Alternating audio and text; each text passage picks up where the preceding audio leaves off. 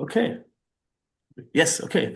Hello and welcome everybody to the last event in the autumn edition of PHO2, the joint research seminar of the Center for Philosophical Studies of History and the Center for the Philosophy of Historiography. PHO2 stands for Ostrava Oulu, or Oulu Ostrava Research Seminar in the Philosophy of History. My name is Georg Angel and I will be today's moderator. Now, more importantly, today's speaker is Herman Paul with the very timely topic, the return of truth in an age of post-truth, what historical theorists can do. Herman is professor in the history of the humanities at Leiden University, the Netherlands, and he is also the academic director of the Leiden University Institute of History. His main research interests lie in the history of the humanities, intellectual history, and theory and philosophy of history. And Herman has published widely on the topics of his expertise in both English and Dutch. Here, I only want to mention two books of him that I think have some bearing on today's topic. One of them is Historians' Virtues from Antiquity to the 21st Century, which came out in 2022 with Cambridge University Press. And the other one is Key Issues in Historical Theory, which originally was published with Routledge in 2015, but Herman just informed me just before that the new revised and extended edition has been out since last November only, again with Routledge. And I believe this is still the best introduction that we have into the theory and philosophy of history, so I highly recommend it to you if you haven't had a look at it before. After today, our seminar will go into a well-deserved break for February. We will be back with the spring edition of PHO2 in March, and between March and June, we will have roughly 5 events again, or maybe 4. We have already started planning the spring edition, but there are still empty slots. So if you would like to speak or you have somebody you would like to see speak, please contact us. Now, if you want to stay updated about our activities, please consider follow our social media accounts. The two centers do also things individually, and information about all those activities are there. Now, very shortly, technicalities. Please mute yourself during Herman's talk to avoid any unnecessary disturbance. And after the talk, there will be a discussion session that I will moderate. Talk should take about 40 to 45 minutes. In the discussion session, please first, if you have a question or comment, indicate so in the chat with your digital hand. I will make a speakers list. When it's your turn, you can either speak up with or without your camera, or you can write the questions in the chat, and then I'll read it out loud. And we will prioritize people who haven't spoken yet. Okay, that was it for me. Thank you, Herman, very much for accepting our invitation. The floor is yours. Well, thank you very much, Georg. Let me first of all try to share my screen. Yes. You see my title? Yes. The Return of Truth, yes? Yes. Very good. Well, thank you very much once again, George, for your kind introduction, for the invitation also, and to all of you, thank you for attending. I very much appreciate that. The title of my talk today is, in a sense, rather grandiose. Truth, post-truth, the opportunities or responsibility of historical theorists. These are big words, big themes, too big perhaps to handle, at least for me. But I think we need to give it a try. We cannot avoid talking truth in a time like ours, or so I believe. So I'll try to make a beginning by clearing the ground, so to speak, by identifying what exactly we may want to talk about. As historians and as historical theorists, or philosophers of history if we prefer, I think I'm going to use these labels interchangeably. And perhaps I should start with an article that some of you may have read. A recent history and theory article by Nancy Partner. And I start with this piece because it so forcefully raises the question that I'd like to foreground today. How can historical theorists help historians position themselves in a post-truth society? Or, somewhat more dramatically, where are you, historical theorists, when we need you? Partner signals a disturbing gap between, on the one hand, theorists' finespun reflections on historical thinking, and on the other, the harsh realities of academic infrastructures for historical scholarship being under much pressure these days, at least in some parts of the world. Historical theorists have, of course, their own agendas, and there is nothing wrong with that. But insofar as they care about historical scholarship, as pursued most notably at universities, shouldn't they be also concerned about the material conditions for historical inquiry being more and more endangered these days, at least in Europe, in North America? Keywords here are dwindling public support for academic research, budget cuts in many places, sometimes government interference in research and teaching, but also the status of high-quality knowledge in societies governed by algorithms. Central to Partner's article is the notion of truth. Post-truth is the umbrella term for an indifference to truth that speaks from notions like alternative facts. And post-truth doesn't mean, of course, that people no longer believe in certainties. There are plenty of certainties circulating on the socials. The point is rather that people, encouraged by the filter bubbles in which all of us increasingly live, no longer look to historians for truths about history. Indeed, many have ceased to believe that historians offer better, more reliable truths than others. To which Partner adds that it is ironic, not to say cynical, that historians face such accusations rather empty-handed, given that historical theorists have taught them back in the 1980s, 1990s, that truth is a concept inapplicable to most of what they do. And therefore, Partner asks historical theorists, could you please take your responsibility once again and help us rethink what we can bring in against the argument that we can safely be ignored and deprived from necessary funding because we don't have truth on offer?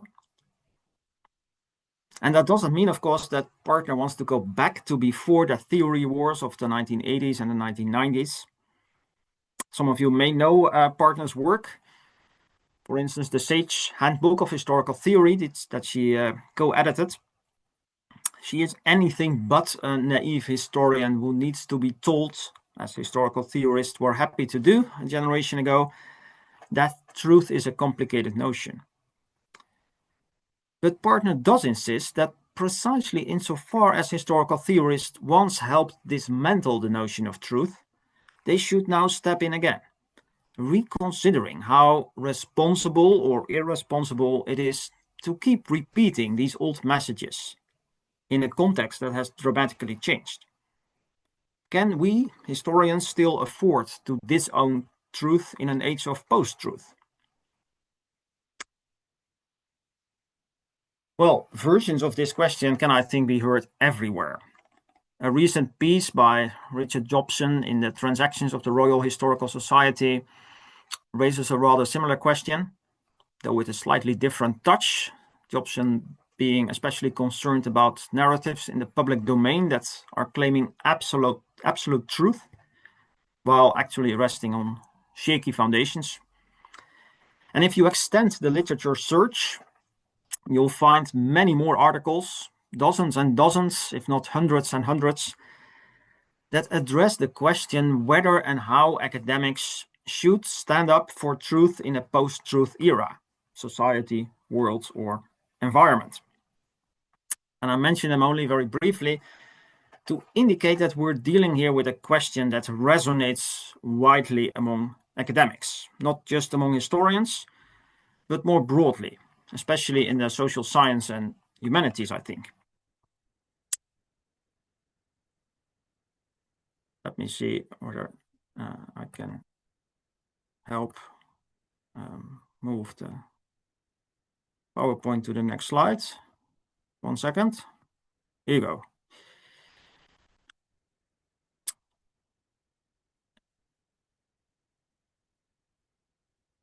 I'm afraid that this is the slide where yeah, sorry. Yeah.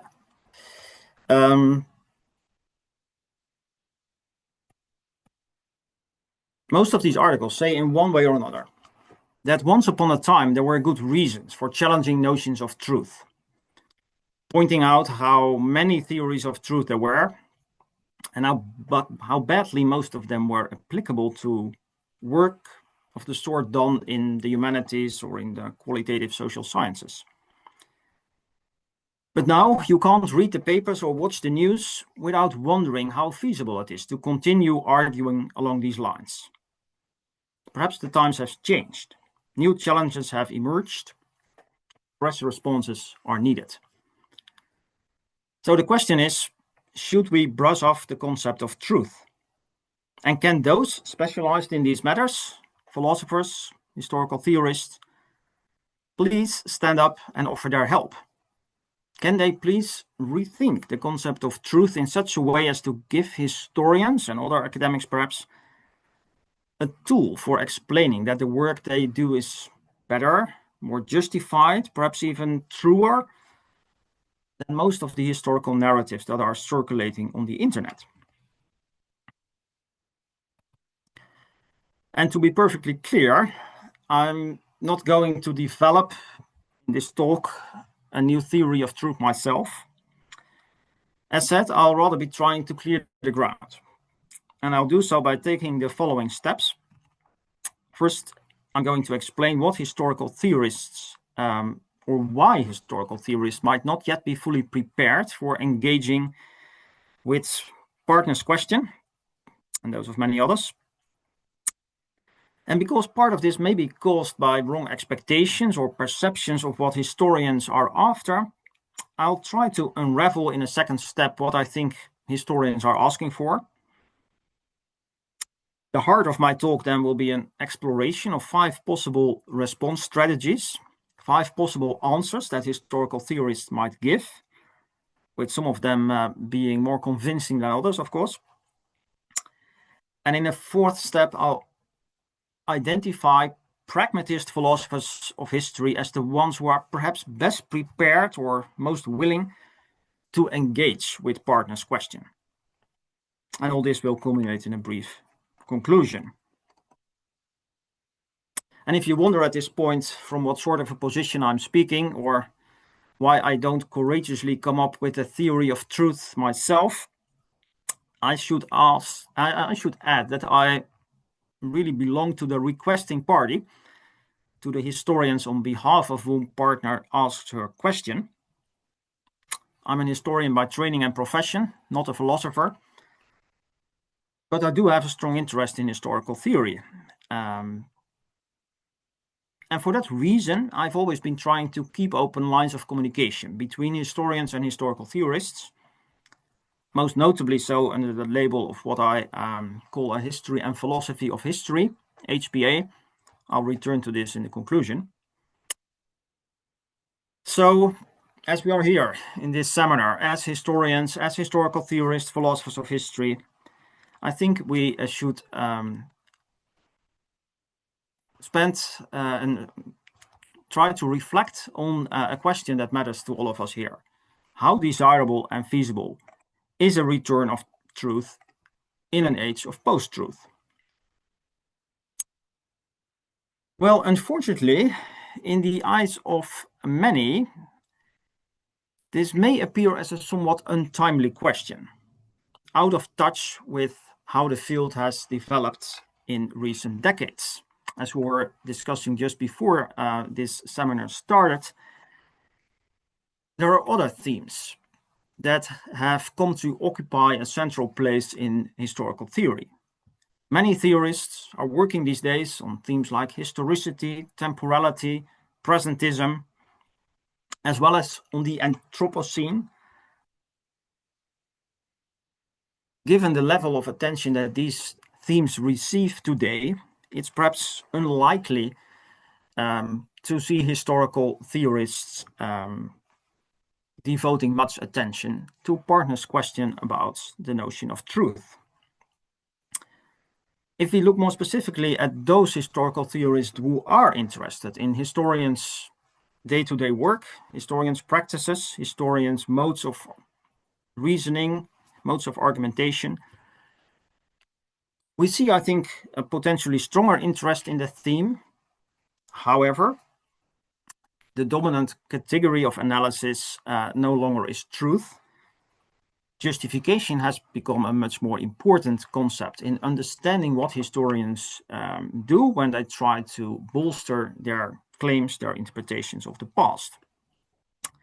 With my students in Leiden, I always read Juni Mattis Kulkanen's chapter on truth in the Routledge Companion to Historical Theory, which helpfully covers many of the issues at stake here, but concludes with a deflationist conception of truth, according to which truth is ultimately a redundant concept, and we better analyze historians' work in terms of justification.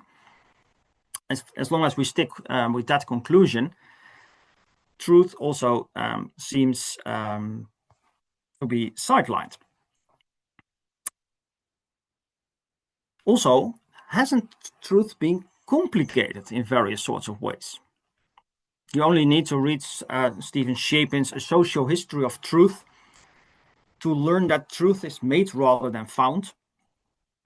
And that in our days, just as in the 17th century, truth depends crucially on trust. The trust of fellow researchers, as well as the trust of an audience. If this ties in with recent developments in social epistemology, it also reminds us of critical theory of various sorts.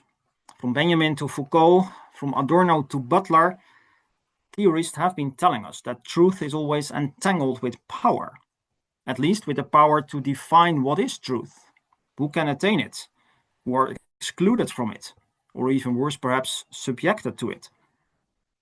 If historians are longing for robust notions of truth, don't they close their eyes to these hard-won insights? If this sounds skeptical, even greater doses of sepsis can be found in those theory circles where people still believe that bashing historians is a serious game. In a recent article, Eva Domanska has expressed surprise at how persistent the cliched image of the naive historian is. I can see why people feel they need strawmen, but I share Domanska's surprise about theorists positioning themselves so antagonistically towards a discipline they only seem to know from hearsay.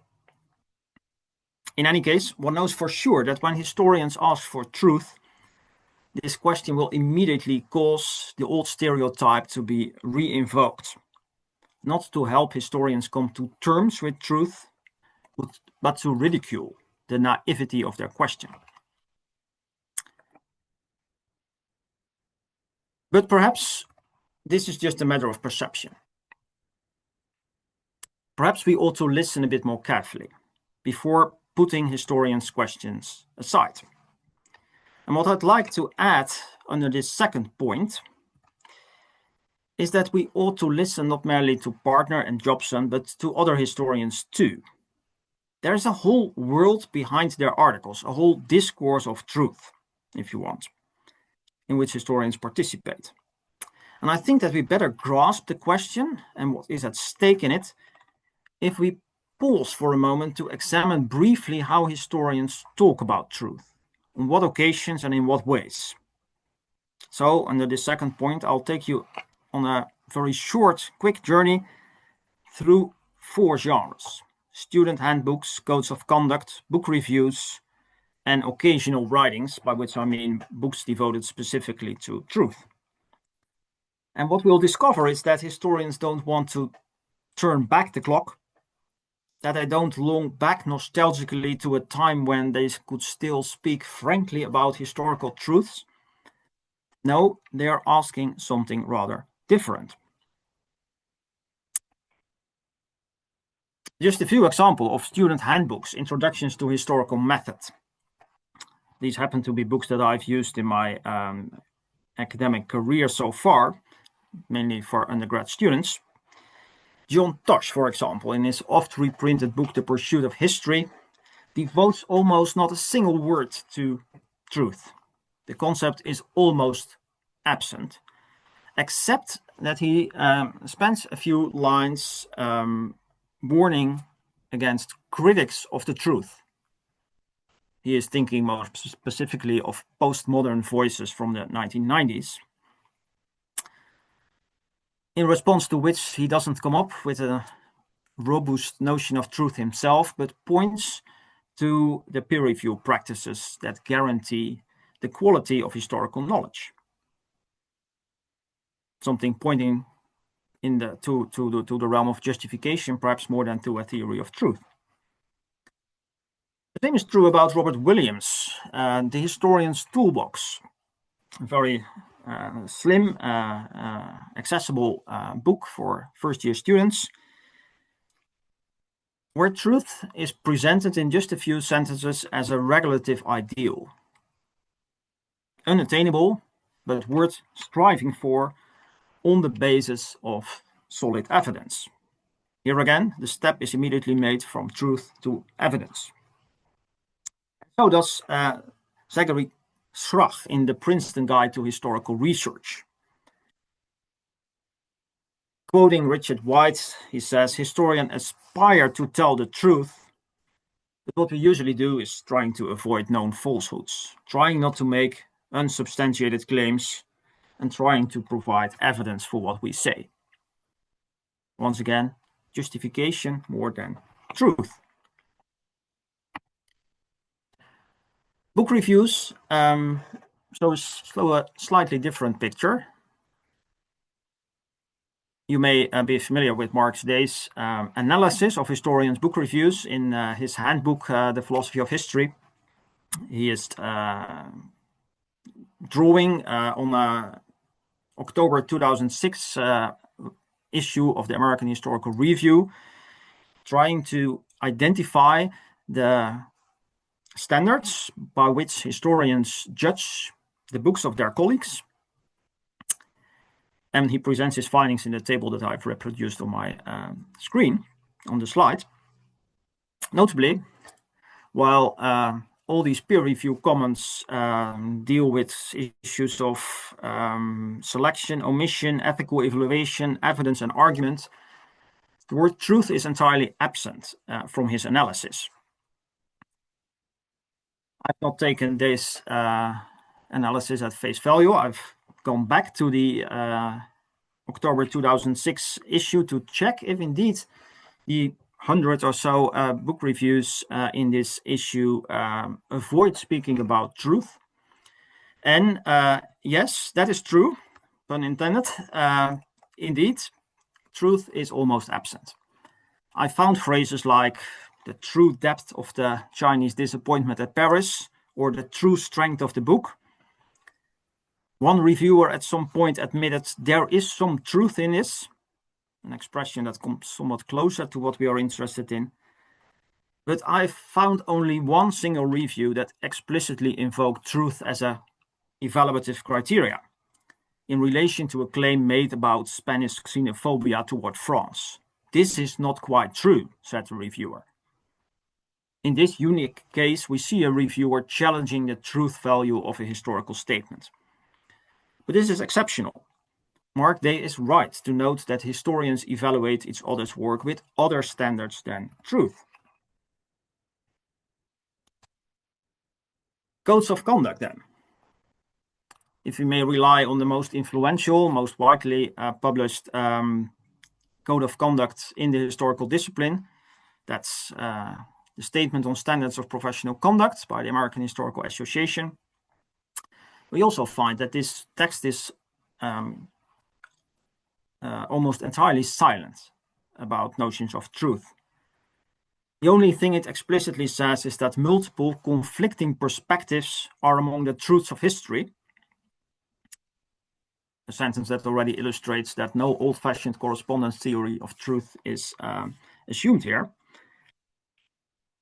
The code does not provide any further elaboration, but it does tell a lot about historians' justificatory practices, about historians who should oppose false or erroneous use of evidence.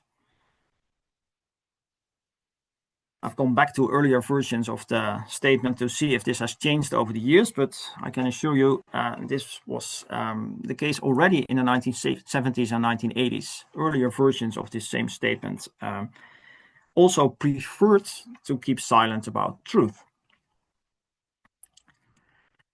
That's different, of course, when we look at books specifically devoted to the concept of truth.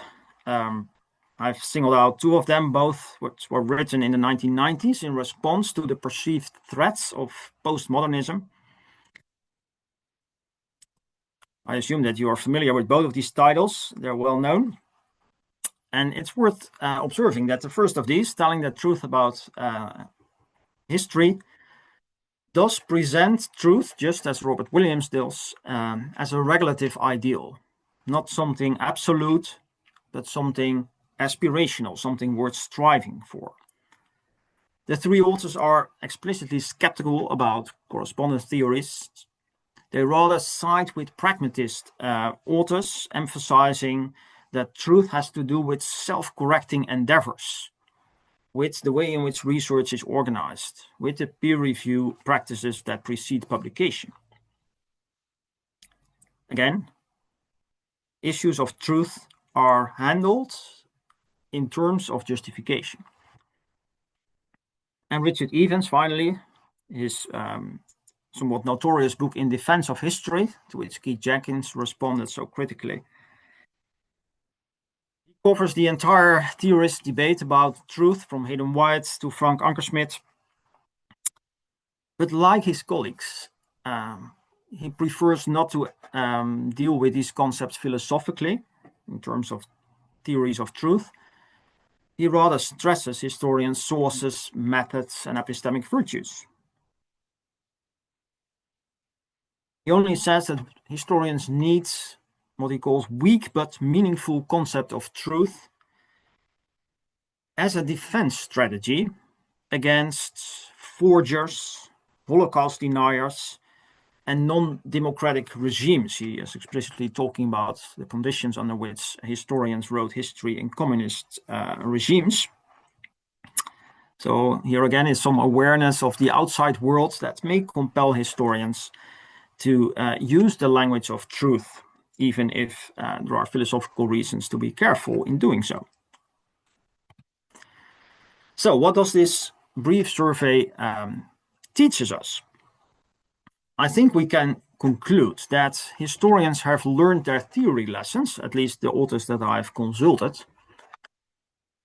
They have learned from historical theorists that old 19th century language about the truths of history is no longer applicable. If they speak about truth, they very rarely speak about the truth of single sentences or narrative wholes of representations. No, they almost without exception associate notions of truth with evidentiary standards or with justificatory practices, the sources, the methods, the peer review. Which means, I think, that truth for historians comes quite close to justification, either on the individual level of a single publication, but especially at a collective level. Most of these authors are interested in the practices of the profession. And they are invoked, as the Evans example showed, with an eye to external threats. Not so much in peer review settings, in book reviews, but with an eye to the position of historical scholarship in a society that is not always welcoming high standards of Now, if we read or reread Partner's article, Jobson's essay against this background, I think we can rephrase the question slightly. The question historians put on the table is whether high standards of justification warrant a claim to truth, or at least, comparatively speaking, to truer knowledge, truer insight, truer understanding than people, algorithms, or political regimes that are satisfied with lower standards.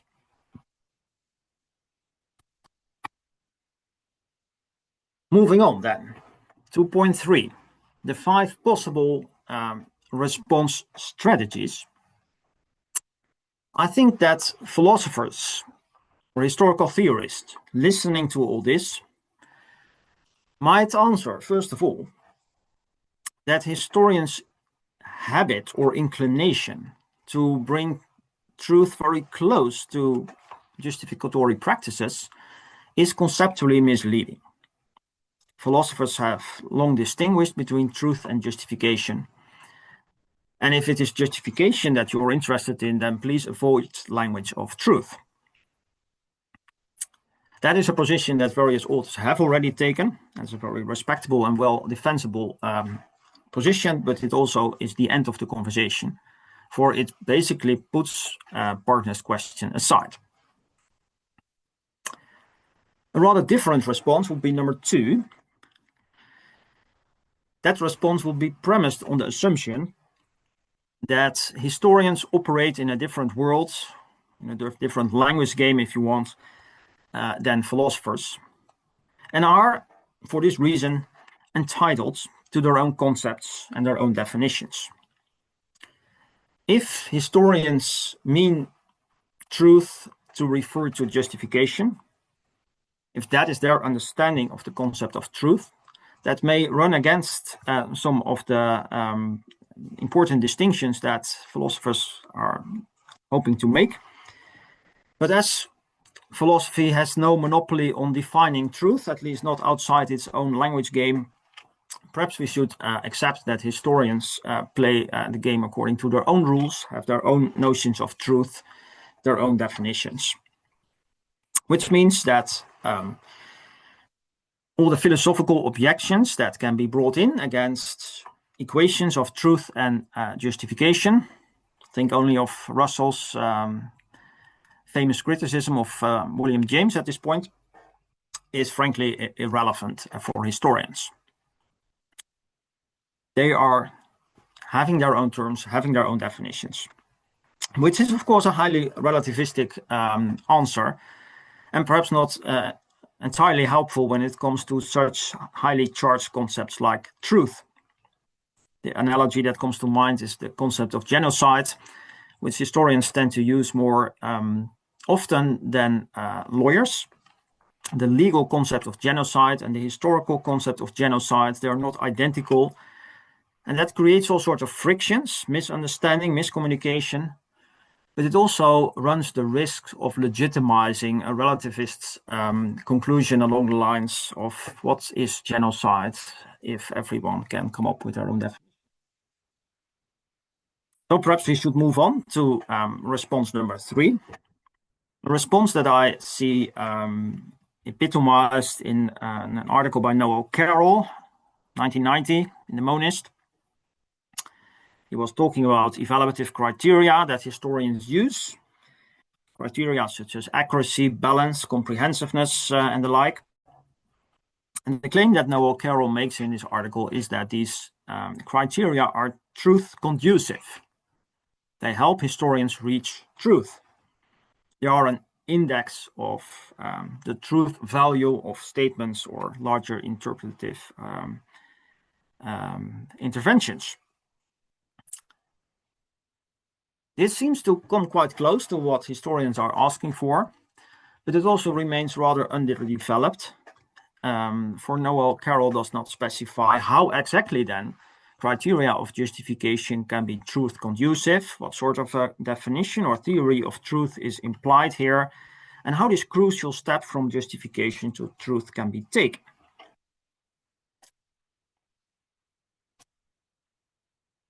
There are 2 more answers that I'd like to put forward. Number 4. If historians' work scores high on criteria of justification, it may be called truer than the narratives circulating out there. This seems to be reminiscent of these truth-conducive criteria of Noel Carroll, but it's a different argument in that it wants to make the notion of truth an evaluative, comparative criteria, just as accuracy, balancedness, and comprehensiveness. Authors like Mark Beaver, etc., have learned us to see these evaluative criteria in comparative terms. It's not an absolute accuracy that we can determine. It's only the relative accuracy compared to an alternative study that a peer reviewer can determine. If we speak about truth in similar terms, not as a predicate referring to some truth value that is ontologically guaranteed, but rather truth as a comparative judgment. We might say that some well-justified historical studies are truer than those who lack this same empirical and methodological rigor. It is a post-foundationalist argument in that it doesn't require any realism or any correspondence between text and reality. It's a comparative judgment only, truer than. And finally, number 5, that's perhaps the most radical proposal. Let's redefine truth in light of all the things with which I started this talk, all the unintended consequences of its recent history. What has happened is that the notion of truth, which historians a century ago used so confidently, has become increasingly non-applicable, at least in history or in the humanities more broadly. And there are very good reasons for restricting the scope of truth. But is it really a desirable outcome that the concept has become largely useless when it comes to historical research and writing? And if we accept for the moment that this is perhaps not the most desirable outcome, what are the alternatives? In recent years, we have seen various authors, including Frank Ankersmit, for instance, drawing on Gadamer, on Heidegger's notions of aletheia, to suggest ways in which historical representations can be true, even if the standard theories of truth from analytical philosophical tradition are not applicable. Is that the realm in which we have to look for alternatives? Or should we try to reconfigure truth in relation to justification, as this 5th response suggests? Can we redefine truth so as to bring it closer to justification? Well, I'm not sure what you think, but perhaps responses 4 and 5 seem more promising than the numbers 1, 2, and 3, if only because they speak more directly to historians' concerns as voiced by Nancy Partner. What exactly these responses might look like and how they will have to be elaborated, that is not yet clear at this stage. Some serious philosophical work will be needed to see how viable these response strategies are and what sort of complications they will inevitably encounter. The question I would like to raise at this stage is, who might be willing or most interested in addressing this challenge? Who are the ones who volunteer to think about the viability of these response strategies? And my suggestion is that perhaps pragmatist philosophers of history are most likely to engage with this question. Why pragmatist philosophers of history? For a couple of reasons. I think that pragmatist philosophers of history show a real interest in historians' practice. As said, that's not true for all historical theorists, especially those working on issues of temporality, historicity, or the Anthropocene, have usually ceased to study professional historians. They're looking at historical culture in a much broader sense of the word, and that is perfectly fine. But pragmatist philosophers, because of their interests in ways of reasoning, ways of argumentation, do show this interest in historians' work, which is a sine qua non, an absolute condition for engaging with Partner's question. Also, I think the pragmatist tradition shows historically strong ties between truth and justification. I'm not a person to delve deeply into an exegesis of William James's or Peirce's work in these matters. Some of you may be more qualified to do so than I. But it is clear that these founding fathers of the pragmatist tradition already brought truth and justification quite close together in various ways. And something similar can be observed about present-day representatives of this tradition. Among current-day pragmatist philosophers of history, there are several of them who are not afraid of speaking truth talk. I'm thinking of Marek Tam, who speaks about a truth pact between author and readers. Or Martin Jay, a historian I know, but participating in this theoretical conversation with a notion borrowed from Bernard Williams, the notion of truthfulness, of which Martin Jay also says that it sort of approaches the truth as a regulative ideal. What exactly that means and how he elaborates on that is not relevant for this moment. I'm just signaling that there is some truth talk going on. That might be a promising beginning. More important, perhaps, is that the pragmatist tradition has always been insistent on the responsibilities that come with truth language. Sami Pihlström, for example, in his book on pragmatist notions of truth, emphasizes its holistic ambitions.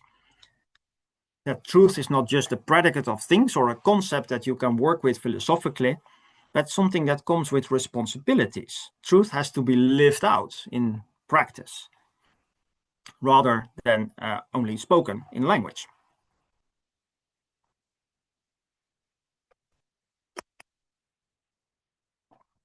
And because of this holism, finally, I think that pragmatists also show a relatively large awareness of contexts that are shaping truth talk. The tradition is not blind to realities in which truth talk intervenes, or the questions that it poses. For these reasons, I'm inclined to think that if there is any tradition that might be interested in engaging with partners' question, it is the pragmatist tradition. This is not to suggest, of course, that there are no others. This coalition of the willing, as I call it somewhat ironically, may also consist of scholars coming from very different backgrounds. Hermeneutic philosophers, for example, and you may think of other examples. So this is not a way to confine a conversation to a particular type of thinkers. It's rather to give an illustration or an example that can also be read as an invitation to people who are, I think, well prepared to join the conversation. What should this conversation be about? I think the key question is how an elaborated version of answer 4 or 5 what would look like, and how such an elaborated version could be made acceptable to both historians and philosophers. That is a bit of a challenge, of course, especially for those who used to work in a disciplinary defined setting. If you are a philosopher writing for philosophers, engaging with philosophers only, this outside question coming from historians with their different expectations might be difficult to handle. And if you think of the wider post-truth context in which this conversation takes place, and the number of stakeholders easily multiplies, there may be even others who have a stake in this question and therefore certain expectation on what counts as a satisfying answer. It will certainly not be easy to satisfy them all. But here perhaps I can point to historical theory's notorious in-between status. In between history and philosophy, often falling between two stools, often feeling uncomfortable with this in-betweenness, because the philosophers don't take the field that seriously. And historians also have their own reasons for sometimes being skeptical about historical theory. But if it is about this type of conversation, a question posed by historians to philosophers/theorists about an issue that is relevant to many of us in and outside of the academic world, then perhaps this in-betweenness of historical theory is an advantage rather than a disadvantage. in that we need bridge builders, people able to communicate with these different audiences in order to find a satisfying answer to partners' question.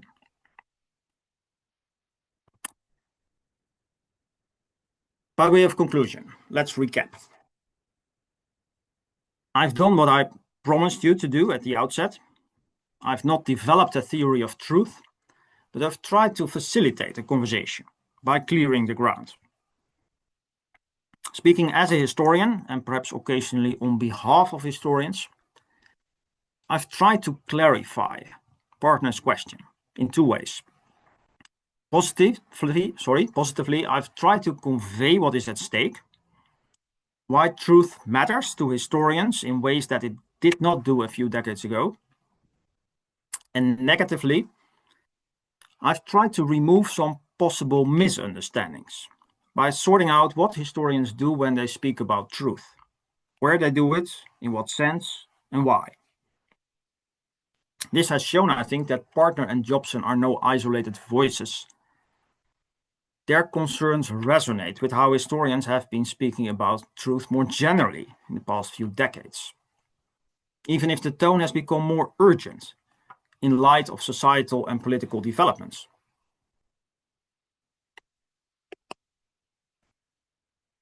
This talk can be interpreted then not only as a ground-clearing exercise, but also as an invitation to historical theorists or philosophers of history. If historians asked for an up-to-date notion of truth, whom of you would be willing to engage with this question? Whom of you would like to join the conversation, preferably by providing some much-needed philosophical input? We need historical theorists able to sort out the viability of the answers that I've distinguished. Is this a course to pursue? Are there perhaps alternatives in addition to the 5 that I have listed? I'm sure there are. So in a sense, this is an invitation also to join the sort of conversations that I have been advocating for many years, usually under that label HPA, History and Philosophy of History. I'm convinced that historians and theorists have much to learn from each other. Also when talking about somewhat less charged topics like explanatory strategies and narrative templates. But this is especially true, or so I would say, with the topic of truth in a post-truth era, or the epistemic standards that historians try to uphold while the institutions that support them are under pressure. If historical theorists care about historical scholarship, they should join the conversation. Unfortunately, a history and philosophy of history is more badly needed than ever. Thank you very much. Great, thank you very much, Herman. Okay, we'll go right into the discussion session. Somebody wrote a question in the chat. I can read that out, but maybe we'll start with a question where somebody speaks in the audience before I start reading something out. That might be a bit more natural, but is there somebody who would immediately like to ask a question? Yes, I said digital hand, but I see only Matthij's real hand, so please. Okay, I can try to formulate something as an observation or as a comment. Well, first of all, thank you for this wonderful and very timely talk. I think this is something indeed we must discuss. So my I guess twofold. I make like twofold, and then feel free to comment in any way you like. First is the idea of the return of the truth, and I guess my question there would be, indeed, what would we be returning? What are we longing for? Truth, in what sense, or more likely, even better, what means truth here, or even still better, as I would approach, is if we want truth back, what do we want back? What is the function of truth? So that's the sort of how I approach it. So maybe reformulating my own position a little bit, I'm most interested in earlier I suggested while relying on the correspondence theory of truth, that it's not really applicable. And therefore, I suggested that let's focus on justification. But I do agree with you that truth as a notion is culturally so important. We cannot give up on it. But in what sense then? When people invoke truth and they say something is truth, what do they say? And the primary question, therefore, is very pragmatist, naturalist. What is the function of truth in statements that invoke truth, saying this and that is true? So what are we doing? And that's the most important thing. It's actually requires very naturalist, even sociological analysis of what truth claims, clauses, what kind of job they do. And that takes me to the other point, which is then the difference between classical pragmatism and maybe neo-pragmatism. Um, mm, Approach from this way, I think the most important thing is whether a claim, any claim, historical claim, claim in history, is stateable, claimable, and therefore it's the issue of justification indeed. Whether we can state it, whether there's evidence to state that. But while the classical practices seem to build a theory of truth on justification, I think they still, in philosopher's sense, they play the metaphysical game because it's just it's like an epistemic theory of truth where truth seems to be a predicate, a worldly predicate attached to sentences. And then the question is, okay, it's not correspondence, it's not coherence, but it's justification. So it has to start some kind of metaphysical work. And now this is where I end up. The neo-pragmatist, I think, and this is more or less what I think these days, is that yes, we need the truth, but we don't need a substantial theory or metaphysics of truth. So what we need is the truth as a linguistic predicate, and indeed understand the functions of what we do when we claim that something is truth, and whether it's a performative function, for example, I'm stating that believe what I said, but I said something is true. And then the real work is done there with justification, with evidentiary links. But that's not the same as truth. This is a bit long-winded comment, but feel free No, to. but thank you very much, Junimatti, for raising this. For it allows me to clarify a very important point. You're rightly asking, what then does truth do? What is the social function of invoking the concept of truth? And the examples you give are all about statements and sentences to which the word truth is applied. Yeah. Well, if there is one lesson that you can draw from my talk, it is that historians are absolutely not interested at all in that sort of discussion. We are not talking about justifying sentences. We're not talking about justifying narratives or representations. That's all way too small. The issues at stake here are about the justificatory practices or the epistemic standards of the entire historical discipline in its current academic incarnation. So we're talking at a very, very different level than these levels of sentences and narratives that historical theorists have been discussing for so long. We're talking about the status and the position and the aspirations of the academic discipline of history in a society that looks increasingly skeptical at these standards of justification. So assuming that we're talking at this level, not about individual books, as said, reviewers, etc., they don't care about truth in individual books. We're talking about the ability of the discipline as a whole to say that the discipline as a whole delivers something that can be called truthful, true, or truer than some of the other types of historical thinking that are available in our post-truth culture. And the question that historians then ask to people like you, Junimatti, who are so much more well-versed in the pragmatist tradition than I am, the question is, to what extent is it philosophically viable to say that high standards of justification, of the sort that historians try to uphold, make historical knowledge as produced in the academic historical profession truer than knowledge elsewhere. Why does it matter? That's the final response. Why does it matter, this word truth? Because it is the language of the opponents. Because it is the argument with which budget cuts are implemented and departments are closed. It's a bit the short version, of course. Things are really more complicated than that. But what is at stake is the perception that historians don't deliver truth and therefore are no longer in need of taxpayers' money. So, yes, historians have learned their theory lessons. They have learned all the things about truth being not applicable to narrative wholes, at least as long as you work with the correspondence theory of truth. Those lessons from the 1980s and the 90s have really been learned, I think. The question now is a very different one.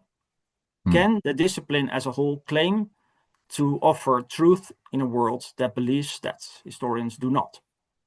That's a totally different ballgame. And I will be very eager to hear, maybe not now, but at a later stage, Juni-Matti, what you think historical theorists can offer in this regard. Yes. Okay. Shall we move on? Yeah, thank you. We got 4 more at the moment. We can return to it if there's time. Yes. Okay. Sorry. Maybe we go next with the question that was wrote in the chat already, because that was the first one. I will just read it out loud, and then it's Josie and Henrika after that. So I'll read it out loud for the record. From Dennis Aidina. Among the historiographical debates continuing from the 20th century, many theories have been discussed, ranging from the idea that historical truth resides in the historian car to the notion that it can be grounded through a literary method, White. In Turkey, doctoral students like myself use your work as a reference book on interpretations of historical truth. Do you personally have a method to suggest to historians for researching so-called historical truth? So a self-referential question or paradox for you. How do you deal with truth? Thank you, Dennis, for this question. In a sense, it's a question about the how-to of historical research, about the practical methods that historians can apply to make their work more justified, perhaps even truer than other works. And I don't think I have a particular method to recommend, because I think what's so wonderful about the historical discipline is that in all its variety, different historians have developed slightly different methods for different fields of expertise. Historians of emotions these days are working with different methods than old-style diplomatic historians, and that's a good thing.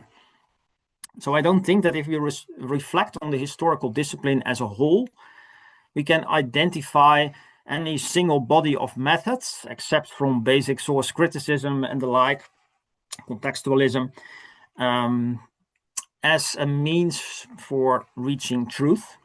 But I do think that what I want to say is that the epistemic practices and the justificatory practices of the historical discipline should be taken very seriously. And that historical theorists, rather than suggesting methods themselves, should take very seriously the sort of methods that history professors teach their students and try to practice in their own work. So it's a bit of a meta level answer, but I hope this speaks to your concerns. Okay, great. By now I have counted 6 more people who want to speak. Let's see how that goes. I suggest people please maybe keep your question short or keep it to 1 question in the first round, so that we can make sure everybody still has a chance to ask their question. First is Josie and then Henrika. Hi. Thank Hello. you very much for the paper.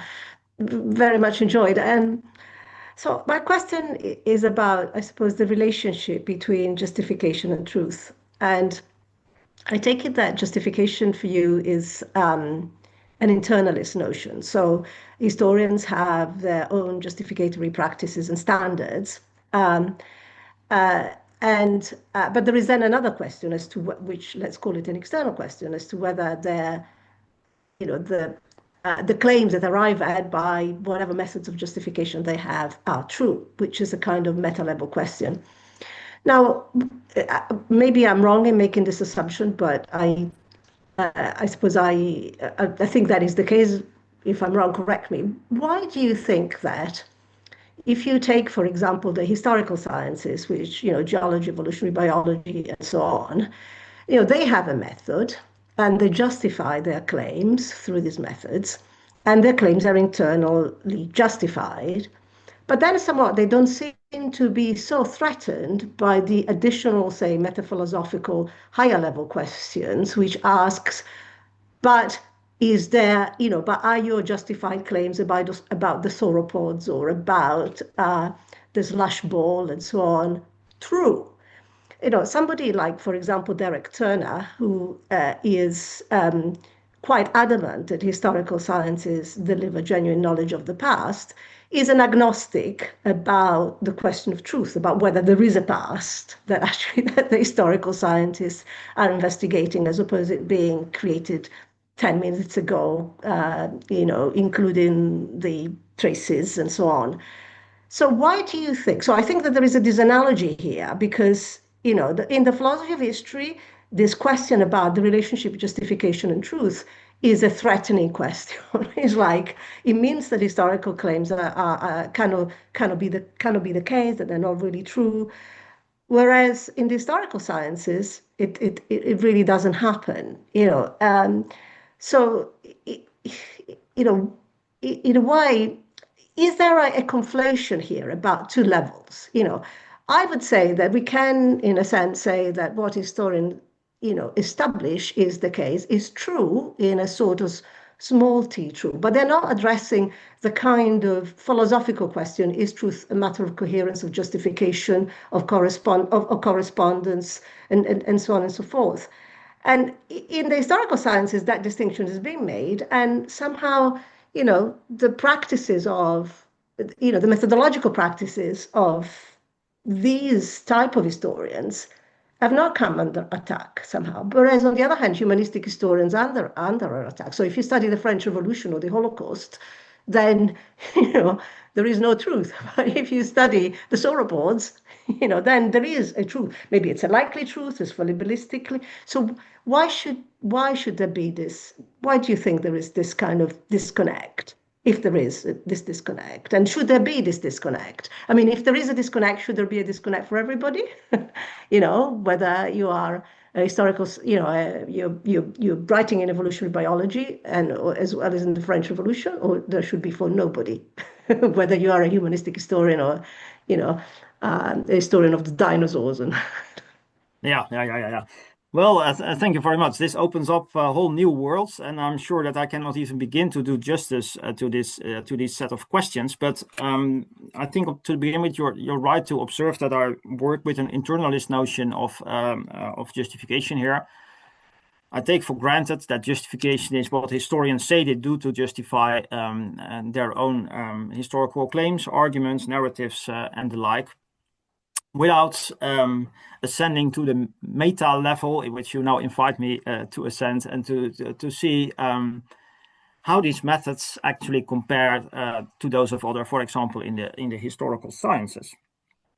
The question why old-style historians are so much more threatened or perhaps under attack when it comes to controversial topics like the Holocaust or even the French Revolution may or may not have to do with notions of truth as developed perhaps not primarily in philosophy departments, but in the world outside. There may be other reasons than truth, simply because the topics at hand are so morally, personally, politically more important for wider audiences than some of the other examples that you give. So perhaps the explanation has not so much to do with justification or truth, but rather with the sensitivity of the topics under discussion, and therefore the inevitable disagreement among people who have high stakes in defending their version of the Holocaust or the French Revolution. But perhaps that would be the last part of the answer. There is also something about truth going on here. And this has everything to do with this post-truth society and with Partner's question. For although you may be entirely right to say that historians indeed don't care at all about the various distinctions between coherence, correspondence, pragmatist theories of truth, as philosophers like to make them. They don't read basic introductions to truth theories. Historians have to relate and are forced to relate to the more public language of truth in our societies. The notion of truth as used not only in the newspapers or by our politicians, but also in the online world, in which historians are so often become under attack, especially when writing about controversial topics.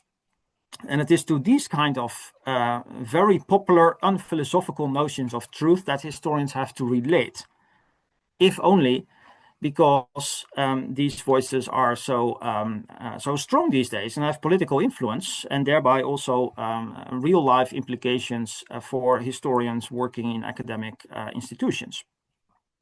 So I can very well understand why you invite me to bring the conversation to this meta level of philosophical theories, but I think a historian's challenge goes in the opposite direction and has to do with rather vulgar notions of truth and accusations of being not truthful enough or not delivering truths that historians rightly feel they have to counter.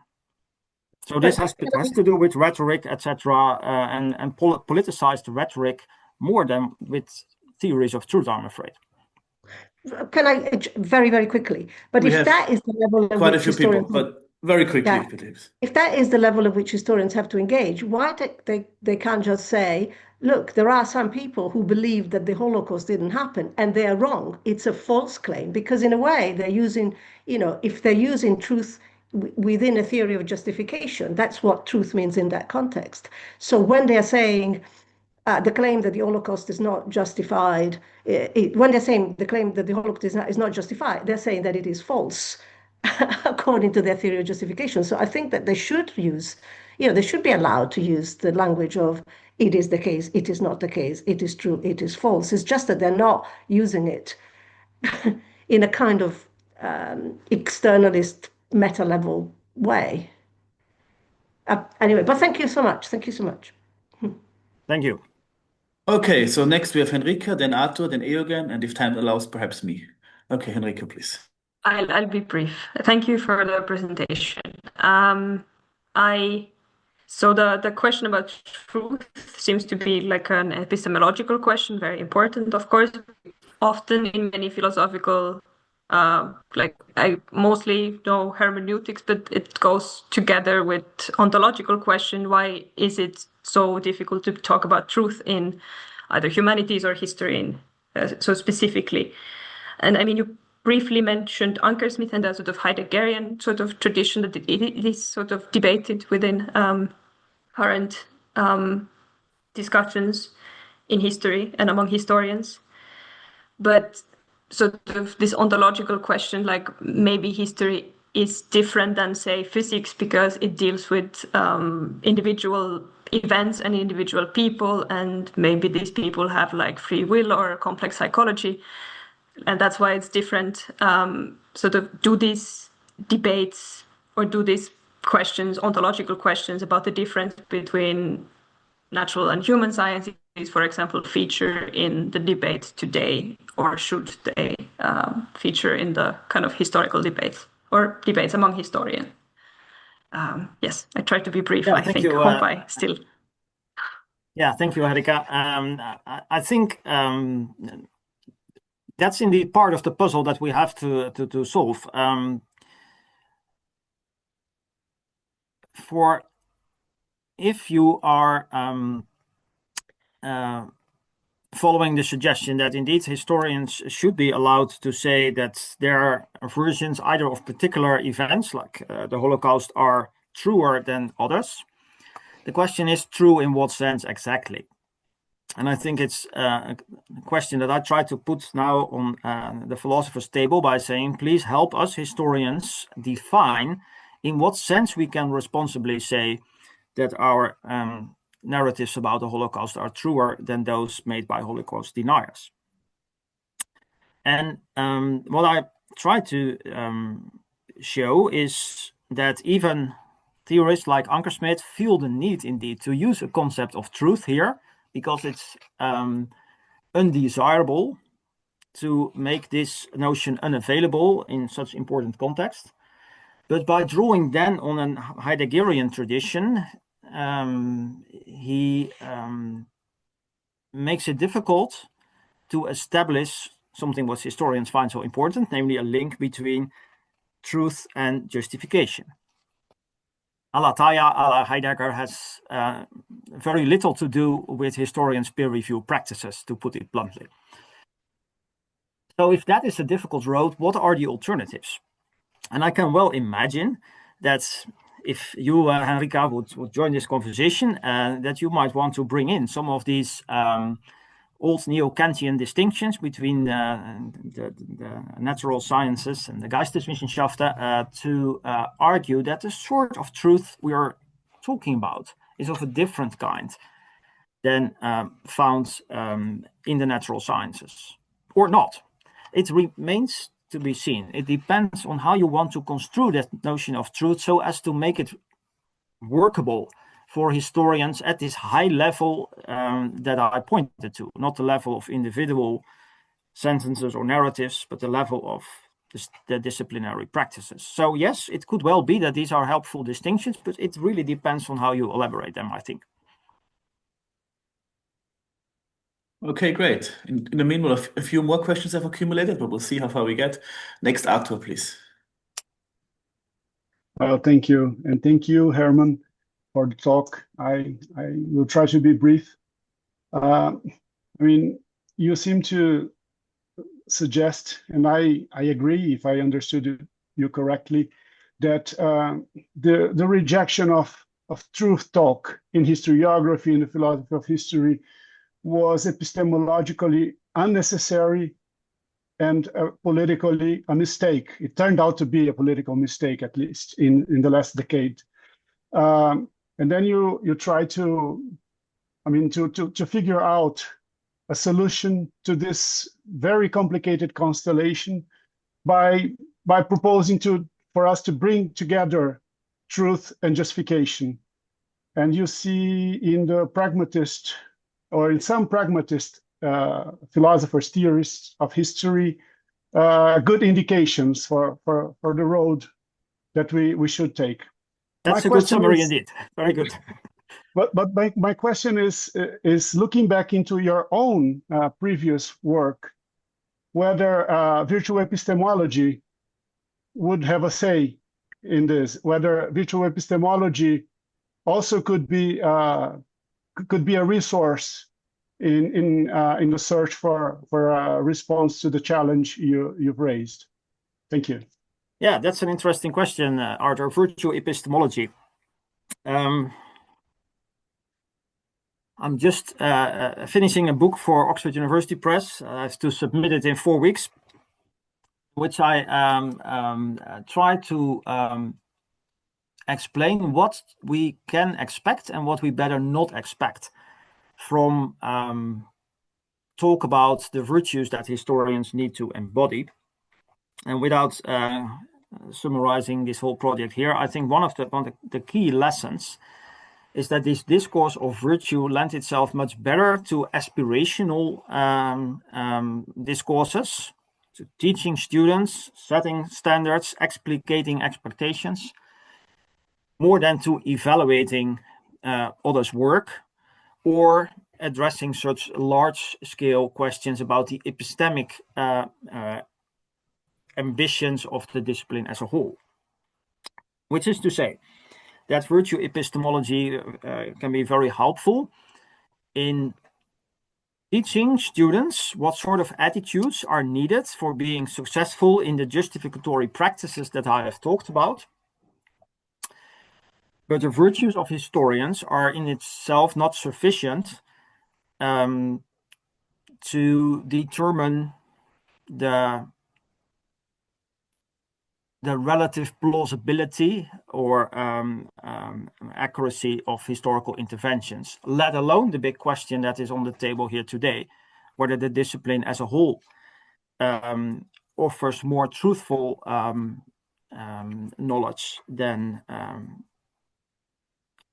agents elsewhere in our post-truth society. So I'm all in favor of virtue epistemology, but not for this particular purpose. Okay, great. Does that answer your question, Arthur? Very good. Next is Eugen, then perhaps me, and then Sebastiano, if time allows. Hi, thank you. It was very Hi. interesting. I was very much surprised that you provided a very good summary and like overview of what historians like say and what they like, what are their code and of conduct and these kind of things. I also had this kind of experience that my colleagues from history department, they have a project in which they want to make use of historical methodology like source criticism to assess large language models, and they don't speak about the truth as such, but rather about justification, evidence, and these kind of things. So my question is this one. I follow the discussions between realists and constructivists, but still, despite these things, you say that historians themselves maybe don't use the notion so much. They realists, they still, like Branko Mitrovic and others, they still talk a lot about truth in the correspondence sense. And they try to say like, oh, these constructivists, they don't know what the real history is about. If you look at the real practice, the truth is so important. Do you think the truth in the correspondence sense, does it has some kind of role to play in history? Well, I would not exclude the possibility that it has a role to play. Certainly not. But I think the important point to press here is that what these examples show is that when historians talk about truth, they're not invoking this correspondence theory at all. In fact, they are invoking notions of truth much less and much less naively than so many seem to think. Either in a sort of defensive way, like the examples you give, historians care very much about truth. They are ontological realists. Well, I'm not so sure if historians are ontological realists. And of course, you might say the historical discipline is enormously varied, and you will find as many realists as you will find constructivists. But if you simply look at the occasions on which historians speak about truth, it turns out that concerns of the sort often attributed to them, either by friends or foes, are almost entirely absent. And that's, I think, a very helpful corrective, especially to debates in which historians think they know what historians are saying, believing, thinking, or hoping. These sort of assumptions are often badly justified and therefore untrue, to put it somewhat ironically. Great, thank you very much. Next, me shortly. Just very shortly, the answer 4 that you gave, it was whether or not justification or the values is truth conducive. It was that. Yeah, number thing. 3, yes. Oh, that was 3. Yeah. And yeah. that one you thought was less promising.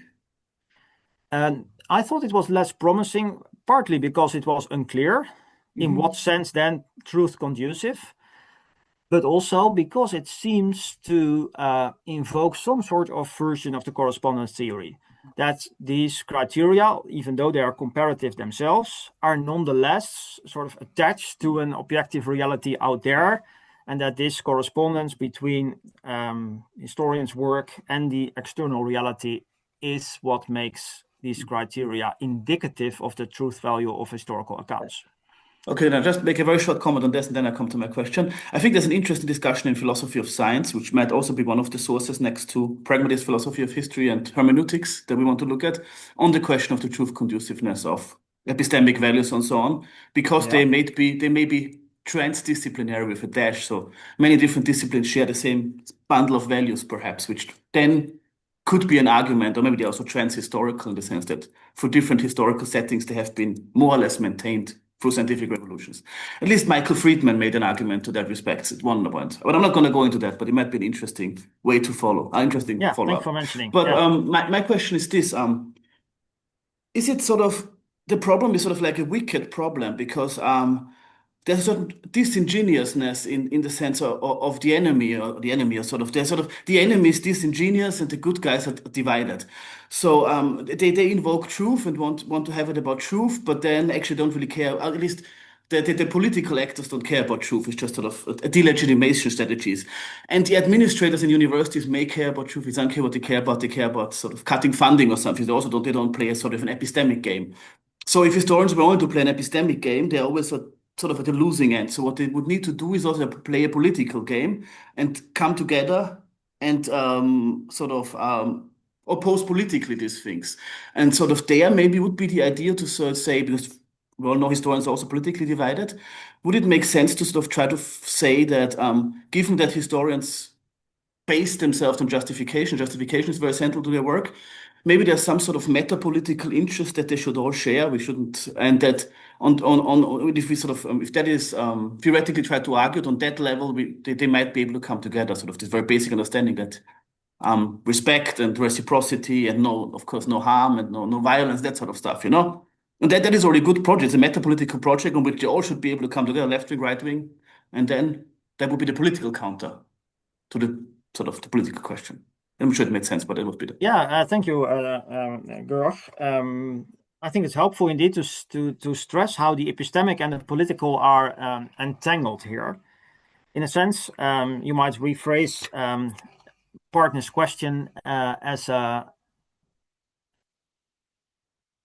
question whether the political strategies of the historical discipline, the meta-political strategies perhaps, insofar as they make use of the word truth, are not so philosophically, epistemologically naive as to become untenable for scholars who also care about the epistemic standing of their arguments.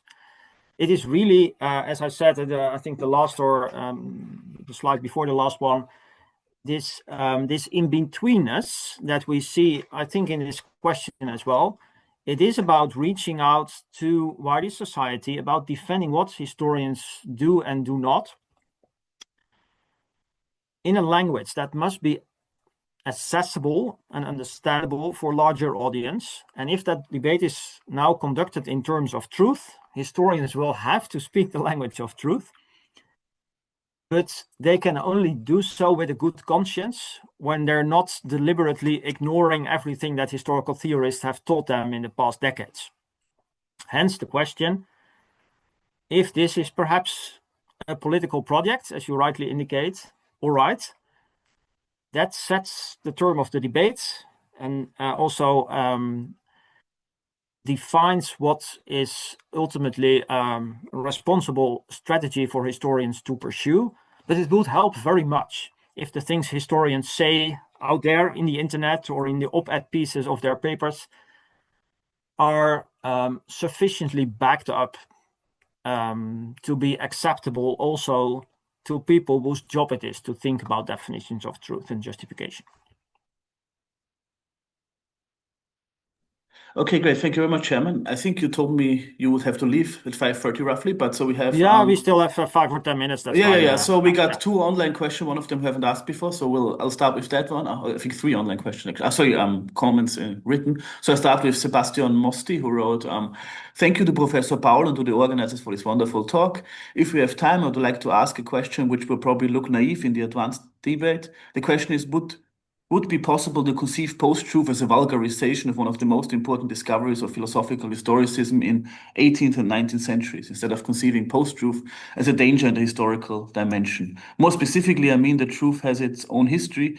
There's a history of the concept of truth itself. Truth is something built in time instead of something Platonic, which lives in an atemporal dimension. So could post-truth represent a kind of vulgarization available for the public audience of a philosophical redivision of what is truth? Happened thanks to thinkers like Vico, Herder, until to Hegel, Marx, Dilthey, just to mention important names. Okay, please. Yeah, that's an interesting one, Sebastiano. Thank you very much. I think you're pointing to 2 important things here. First, that despite all the newness that the prefix post seems to imply, actually there is nothing new under the sun, of course. There is continuity and change, but yes, if you would look for precursors of current post-truth, you'll definitely find earlier versions or perhaps factors contributing to the emergence of post-truth that go back all the way to the 18th, 19th centuries. I fully agree with that. But more importantly, perhaps, when you speak about vulgarization, I think that that's really important here in this context, is that arguments and notions that were initially developed in academic context, sometimes even in highly technical context of epistemology and sociology of knowledge, are finding their way into the public domain, where they are used or abused in ways that the original academic participants could barely envision. I think it was Raphael Lutz, the German historian, who spoke about die Verwissenschaftlichung des Sozialen, or the scientification of the social, where all sorts of technical scientific concepts are being appropriate in vulgarized form by larger audiences. And Bruno Latour also observes that this is happening exactly in our society. When he's speaking about the various theories developed about 9/11, who caused the Twin Towers to collapse, all the conspiracy theories that he is hearing around him in his French village, he says, how remarkable is it that all these conspiracy theorists are using the very same language that I, in the 1970s, used in my work on the laboratory revolution, the sort of sociology of knowledge that I used to attack science with a capital S, is now being used by conspiracy theorists to accuse the CIA of causing the Twin Towers to collapse. That's the sort of dynamics that we have to deal with. And that is also why historical theorists have a responsibility here. For it is historical theorists who have provided some of the arguments against truth in historical scholarship that are now eagerly employed by critics of the discipline at large. That's all unintended and very unfortunate, but that's exactly the sort of dynamics that have brought us into these difficult situations. So thank you very much for raising that. Great. Should we leave it at this? This sounds like a good statement, or do you? I think, unless there is a burning question from someone else. Since you said you would like to leave at 5:30, I mean, I think this was... then indeed... this was a very good ending word, sort of an admonition to theorists and philosophers of history to sort of reflect their previous and current practices. Let that stand. Well, thank you very much. Thank you, Georg, for moderating this, and to all of you for engaging so actively in the discussion. This was wonderful. Thanks very much. Thank you, everyone, and we'll see you in March again with an yet to be determined topic. Let's return. Thanks.